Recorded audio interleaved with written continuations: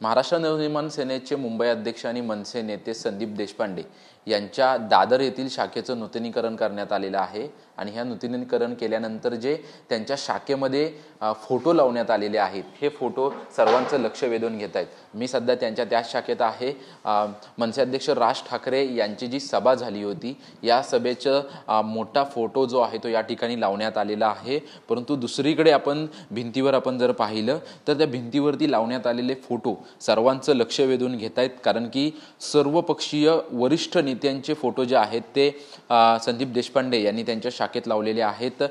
दादर गड क्रमांक 191 ही त्यांची शाखा आहे आणि त्याचं नूतनीकरण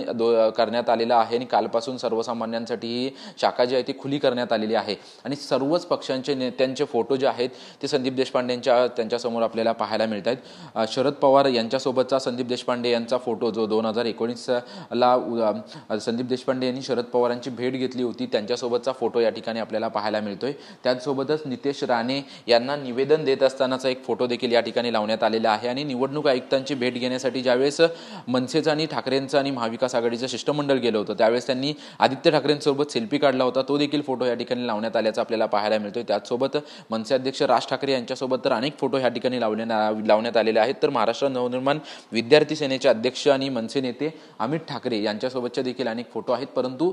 मुख्यमंत्री देवेंद्र फडणवीस त्यासोबतच उपमुख्यमंत्री एकनाथ शिंदे यांच्यासोबतचे देखील फोटो जे आहेत ते या ठिकाणी त्यांच्या शाखेमध्ये लावण्यात आल्याचं आपल्याला पाहायला मिळतं आणि हे सर्व फोटो जे आहेत ते लक्ष वेधून घेताना पाहायला मिळतात। आणि त्याचसोबतच जे संदीप देशपांडे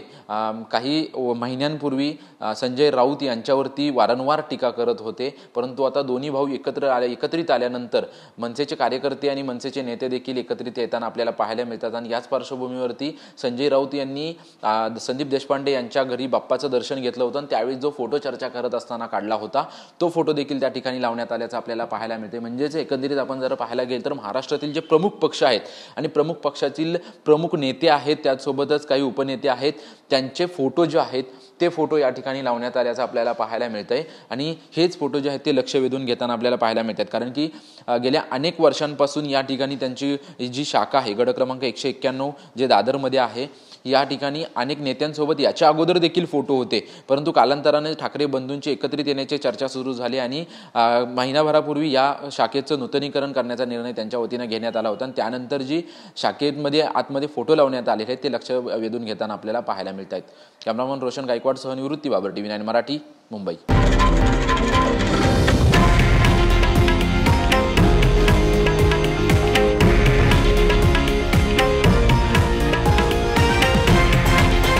हे आहे देशातील नंबर 1 न्यूज नेटवर्क आणि आपण पाहत आहात TV9 मराठी, एकमेव।